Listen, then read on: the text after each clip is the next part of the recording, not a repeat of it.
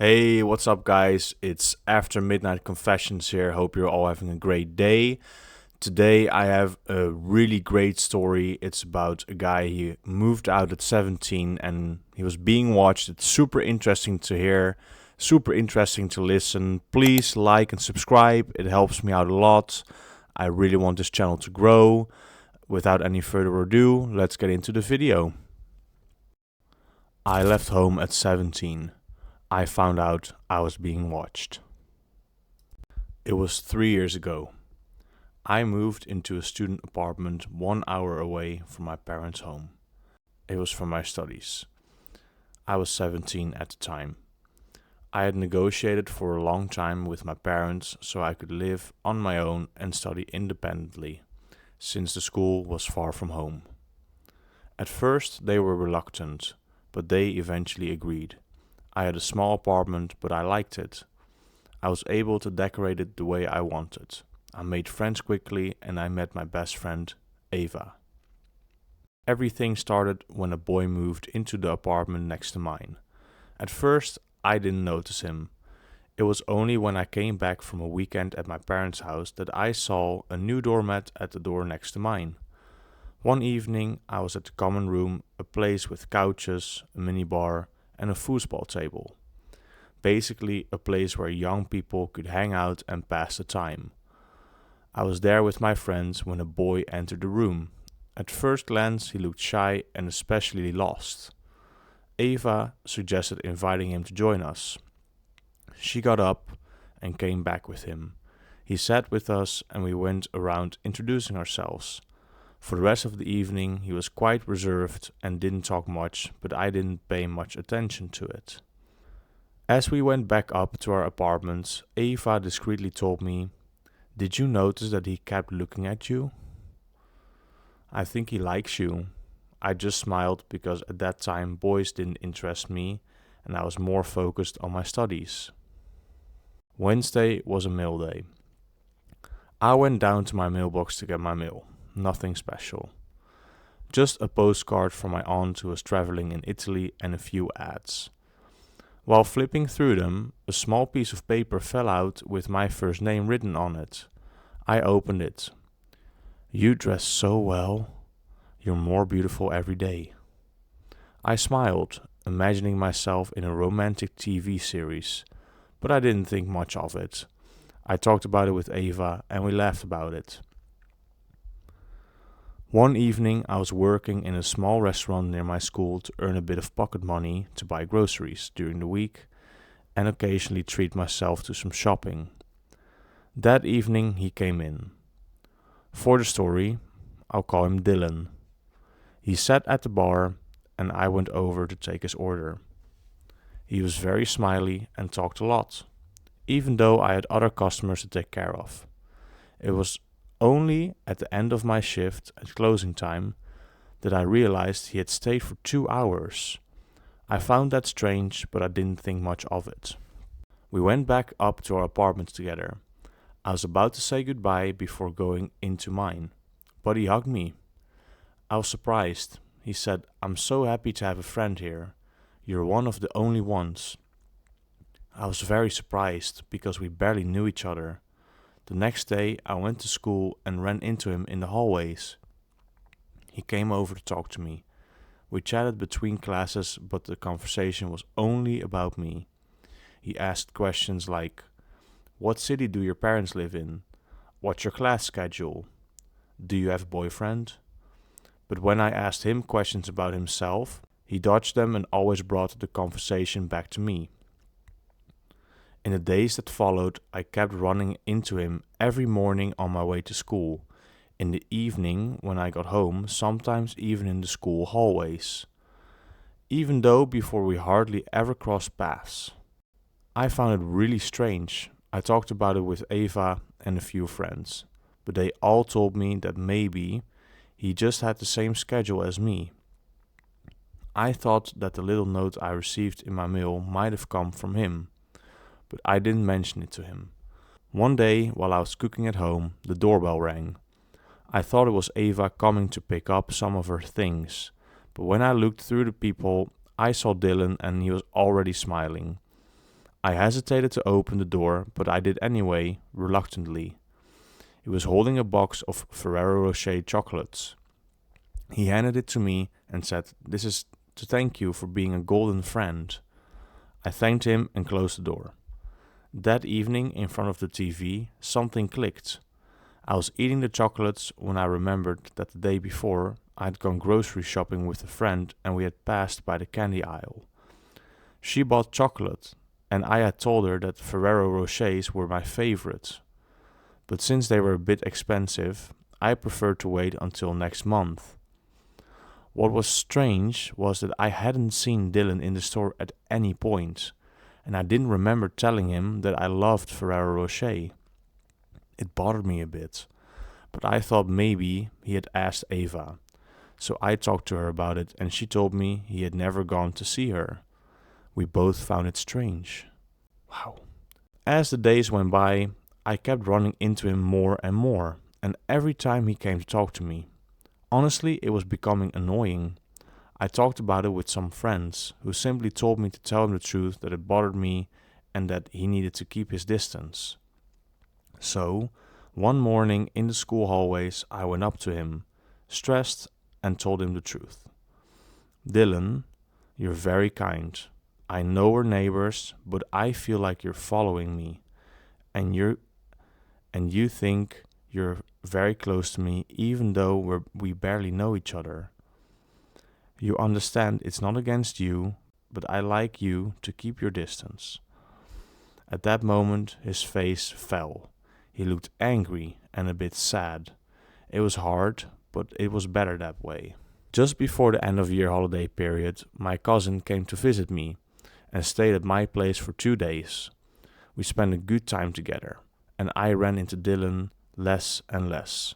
When I did see him, he didn't even look up at me. I think he was hurt, but I preferred that to him following me everywhere and talking to me non-stop. On the day I walked my cousin to the train station so he could go home, I came back and ran into Dylan in the hallway on our floor. He said hello. I said hello back. And before I went into my apartment, he asked, "That boy, is he your boyfriend?" I told him no, that it was my cousin who had come to visit me before the holidays. He went back into his apartment without saying anything. One evening when I got home, there was a bouquet of flowers placed on the table in my kitchen with a small note on it. "Happy holidays." I immediately understood it was from Dylan. But what bothered me was that the bouquet was inside my apartment. Dylan didn't have the keys to get into my place, and above all, he had no right to do that. I took the bouquet and went to ring his doorbell. I'll admit it, I was angry. He opened the door and I said, "Listen, I'm not going to repeat myself again. I'm sorry, but I'm not interested in you, and I don't want your gifts either. So please don't waste your money. Give this bouquet to someone else." His face fell again and he just replied, "Okay." I asked him how he had managed to leave the bouquet in my apartment, and he simply told me that the building caretaker had opened my door so he could put the flowers inside. I didn't look into it any further and went back home. One night I was in my bed when my doorbell rang. It scared me. I woke up with a start. I looked at the time on my phone. It was 3 a.m. and I wondered who could be disturbing me at that hour. I got up quietly and looked through the peephole, but the hallway was dark, so I couldn't see anything. I stepped back slowly, and then there was a soft knock on the door. From the other side, I heard someone whisper, "Open up. I just want to explain myself." I recognized Dylan's voice. I was terrified, because it's not normal to do that kind of thing at 3 a.m. At first, I wanted to check that my door was locked. But if I made noise, he would know I was awake. So I simply went into my bathroom, the only room in my apartment that I could lock. I thought he would leave, but he kept knocking on the door harder and harder. I was terrified. I took my phone and sent a message to Ava. Of course, I didn't get a reply. No one is awake at 3 a.m., especially during the school term. Then I heard a metallic noise. That's when I realized he was trying to force the lock. My heart started racing, but I took my phone and called the police. I was so stressed that I could only give my address, my floor, and my door number. The operator told me she would stay on the line until police arrived. I could feel him pulling on the handle, and I knew time was running out. What would happen if he managed to open the door before the police arrived? The longer I waited, the harder the blows on the door became. At one point, I heard loud footsteps in the hallway and someone shouting. My heart finally calmed when I heard knocking on the door and a man shouting, "Open up, miss. This is the police." I got up and looked through the people. It really was the police. I opened the door and Dylan was on the ground, handcuffed. He was furious. One officer dealt with him while the other took my statement. I told him everything from beginning to end. They said they would call me when they had more information. Then came the holiday period. I stayed at my parents' house for 2 weeks, and honestly, it did me a lot of good. The police called me back, and I was shocked when they told me they had searched Dylan's phone and laptop. They found a lot of information about me. Dylan had found all my social media accounts, even my parents' Facebook account. I also learned that he had previously assaulted his ex-girlfriend several times, and that she had even ended up in the hospital because of him. After that, I finished my studies, but I moved into a shared apartment with Ava. Today, I'm 19 years old, I still live with my parents, and I admit that I'm afraid to live alone again. I don't know when I'll have the courage to do it. How would you have reacted in my place? Wow. Long story, but wow. That is crazy. I mean, Dylan, bro, like, you need to find a different hobby because this is just not healthy.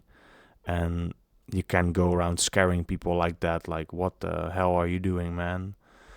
I want to say that the girl who did it, like who wrote this, the OP, I think she handled perfectly. She called the police at the right time. She set boundaries, and that's what you should do, you know, with these kind of guys. And I mean, obviously, nothing was going to stop him. So it's very good that she called the police. And pretty scary. I understand that, you know, you're scared to live alone. That's normal after something like this. But you definitely did the right thing. I would have handled it the same way. And let's see what the comments say about it. So someone commented, "Honestly, I'm so glad the police arrived fast enough, because if he was able to enter before he probably struggled more because he was anxious, I don't think I would live alone in a long time, but I wish this doesn't stop you from living the way you wish to." I agree. Another person commented, "I'm glad that you took the steps to protect yourself, but don't let that incident scare you out of living life. You have to slowly gain your independence back, because if you don't, the crazy-ass stalker wins. You can do it." Alright guys, this was the video. I hope you really liked it. I certainly did. Mixing up the repertoire a little bit. So a scary story today. I will be sharing more of these as I really enjoy reading them to you guys. But also the relationship stories are still coming. They're still in there. If you don't know, we upload every Tuesday, Thursday and Sunday at 6 p.m. Amsterdam time.